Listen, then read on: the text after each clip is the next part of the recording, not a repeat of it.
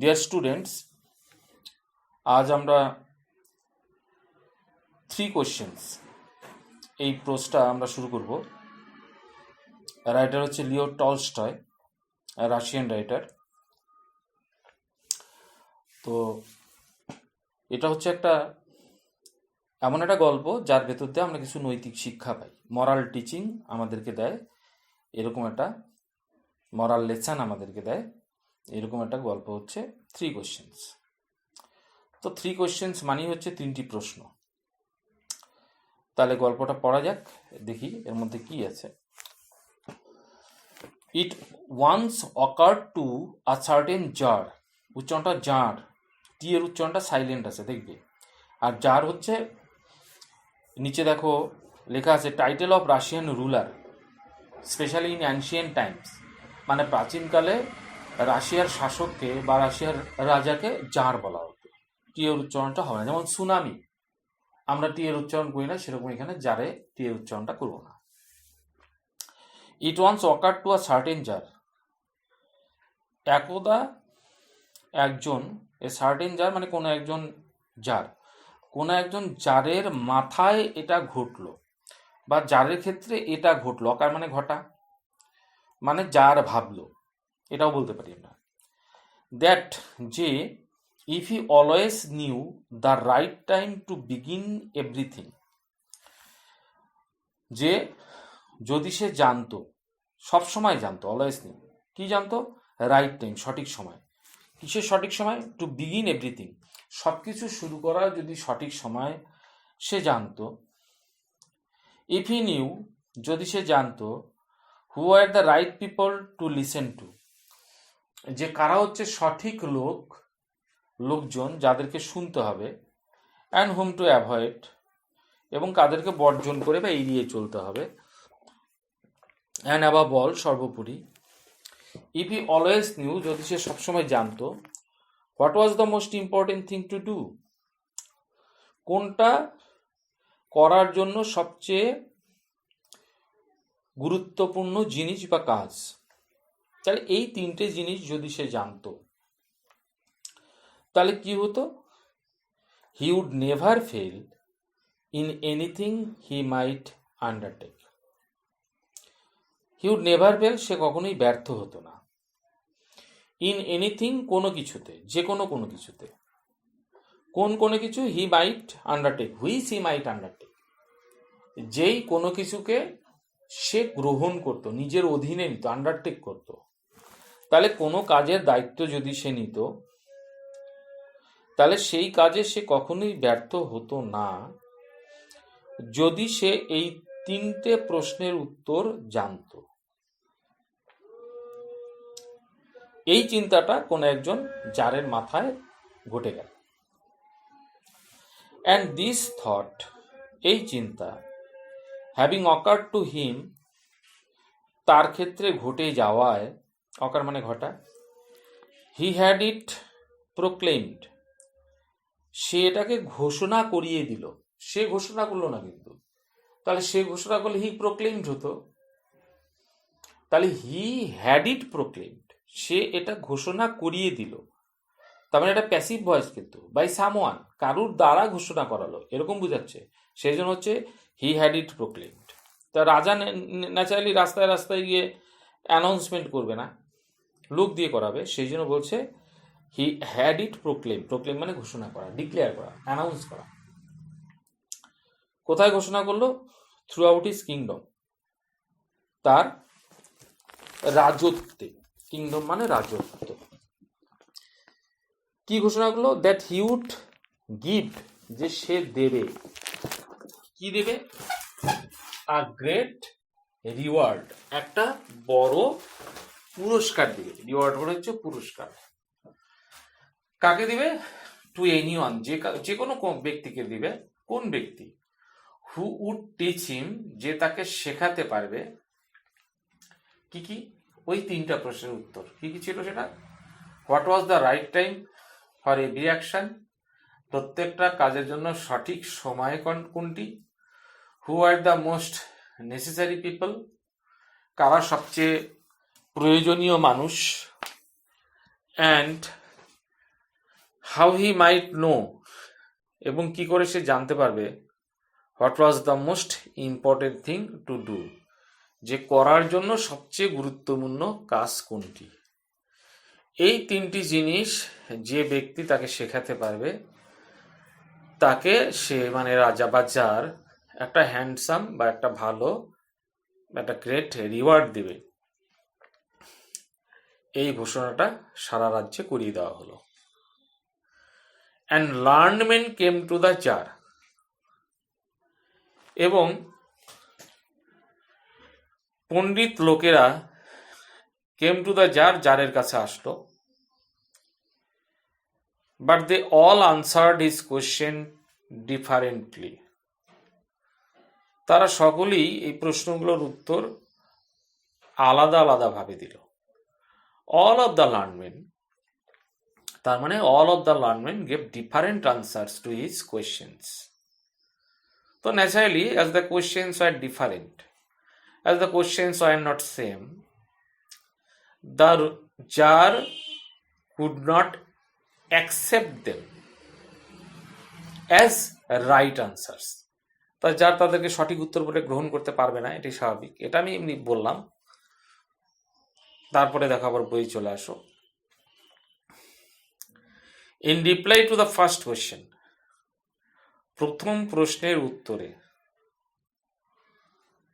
Some said that, মানে সাম learn main said that, কিছু লোক বলল, শিক্ষিত লোক বলল যে two know the right time for every action, প্রত্যেকটা কাজের সঠিক সময় জানতে, one must draw up in advance, in advance মানে আগের থেকে, অগ্রিম।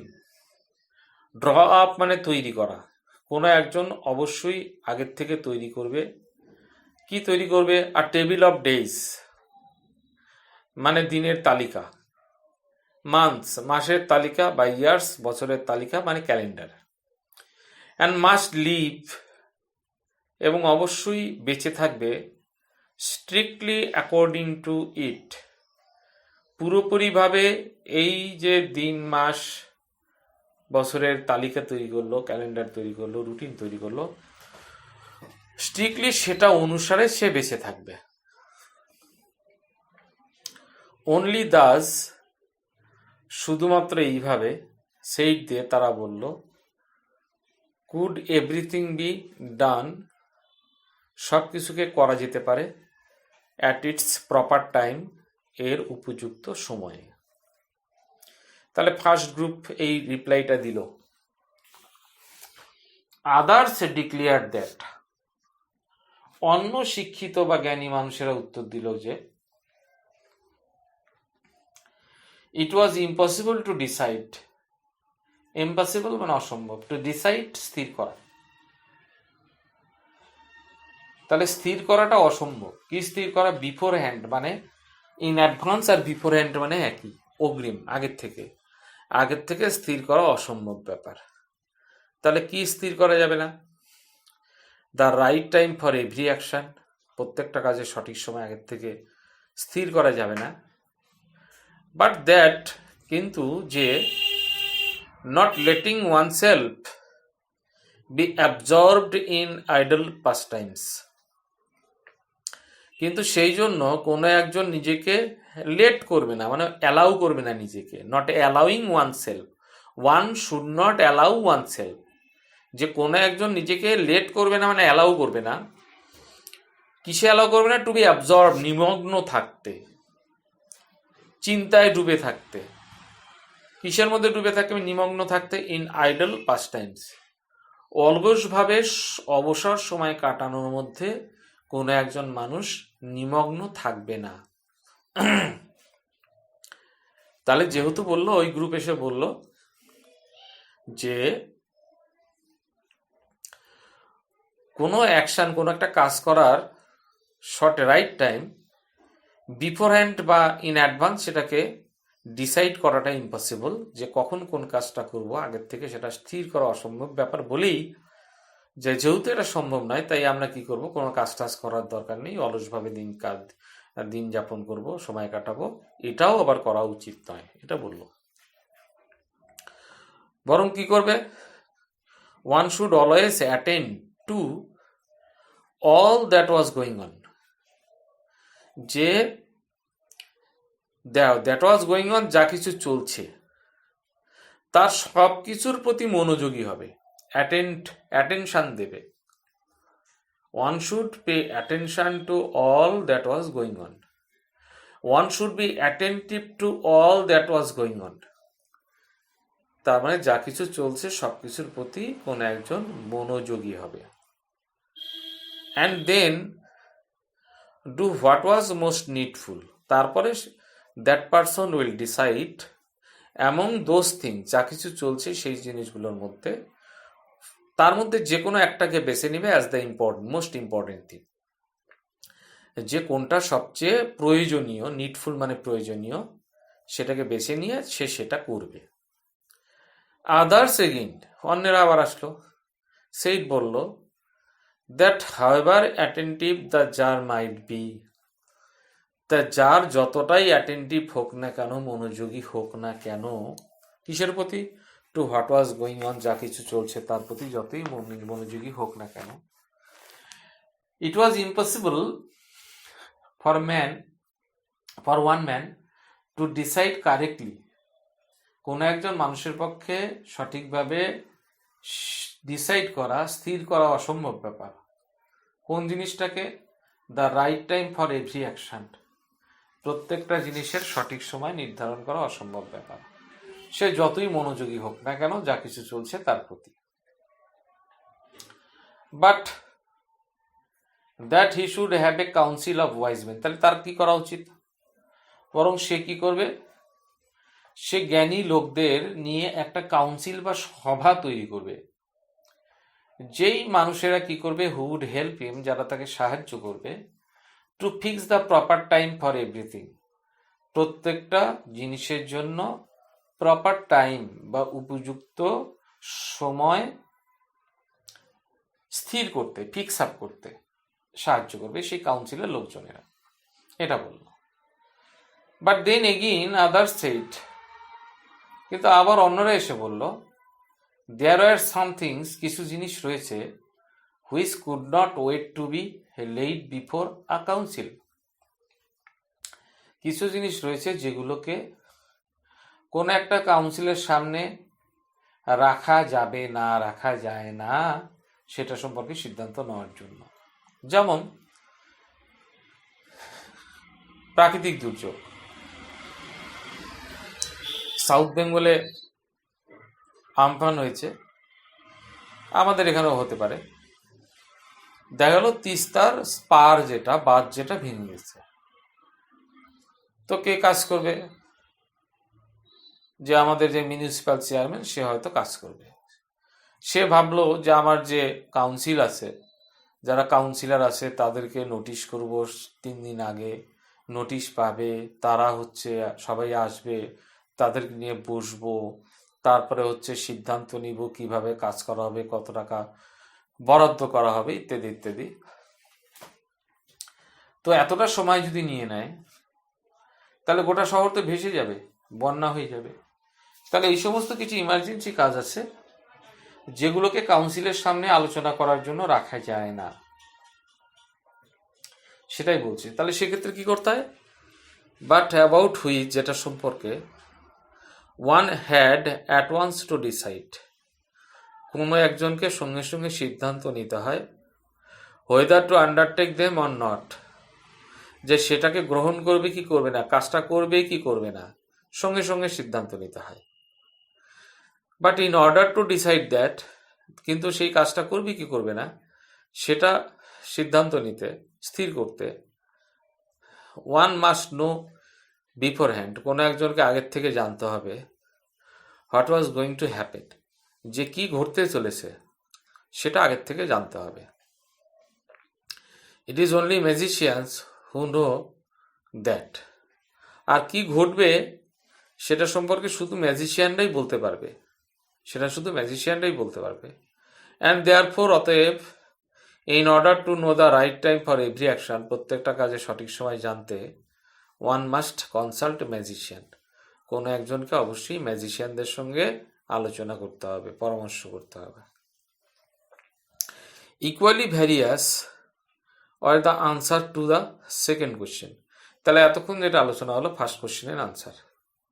তাহলে একই রকমভাবে ভিন্নতর ছিল, বিভিন্ন রকম ভ্যারিয়াস, বিভিন্ন সমানভাবে বিভিন্ন রকম ছিল দ্বিতীয় প্রশ্নের উত্তরগুলো, যেমন করে বিভিন্ন রকম প্রথম প্রশ্নের উত্তর পাওয়া গেল। সাম সেইড, কেউ কেউ বললো, দ্য পিপল দ্য যার most needed were his councillors. বললো লোক যারের সবচেয়ে প্রয়োজনীয় লোক যারা, তারা হচ্ছে তার কাউন্সিলররা, পারিষদবর্গ। আদার্স, অন্যরা আবার এসে বলল, দ্য প্রিস্ট, বললো না না, কাউন্সিলর না, প্রিস্ট, পুরোহিতরা হচ্ছে সবচেয়ে প্রয়োজনীয় লোক। আদার্স, অন্য গ্রুপ এসে বলল, দ্য ডক্টরস, বললো না না, ডাক্তার, এরকম মহামারী যদি শুরু হয় তা ডাক্তাররা সবচেয়ে প্রয়োজনীয় ব্যক্তি। ওয়েল সাম সেইড, যখন কেউ এসে বলল, কিছু লোক এসে বলল, the Warriors R the most necessary, যে যোদ্ধারা হচ্ছে সবচেয়ে প্রয়োজনীয় ব্যক্তি। পাকিস্তান যদি ইন্ডিয়াকে অ্যাটাক করে তাহলে যোদ্ধাদের সবচেয়ে বেশি প্রয়োজন। এইভাবে বিভিন্ন জন বিভিন্ন উত্তর দ্বিতীয় প্রশ্নেরও দিয়ে গেল। টু দ্য থার্ড কোশ্চেন, তৃতীয় প্রশ্নের উত্তরে, as to what was the most important occupation, যে কোনটা সবচেয়ে বেশি গুরুত্বপূর্ণ কাজ। সাম রিপ্লাইড দ্যাট, কেউ কেউ বললো যে, the most important thing in the world was science, যে পৃথিবীতে সবচেয়ে গুরুত্বপূর্ণ কাজ হচ্ছে বিজ্ঞান। আদার সেইড, অন্যরা বলল, ইট ওয়াজ স্কিল ইন ওয়ারফেয়ার, এটা হচ্ছে যুদ্ধবিদ্যায় পারদর্শিতা। ওয়ারফেয়ার মানে যুদ্ধ, যুদ্ধবিদ্যা। স্কিল মানে দক্ষতা বা পারদর্শিতা। তাহলে যুদ্ধবিদ্যায় পারদর্শিতা বা দক্ষতা হচ্ছে সবচেয়ে গুরুত্বপূর্ণ কাজ। অ্যান্ড আদার্স এগেইন, অন্যরা এসে আবার বলল, that it was A religious worship, যে এটা হচ্ছে ধর্মীয় পুজো পার্বণ, ওরশিপ, পুজো অর্চনা, এটা সবচেয়ে গুরুত্বপূর্ণ।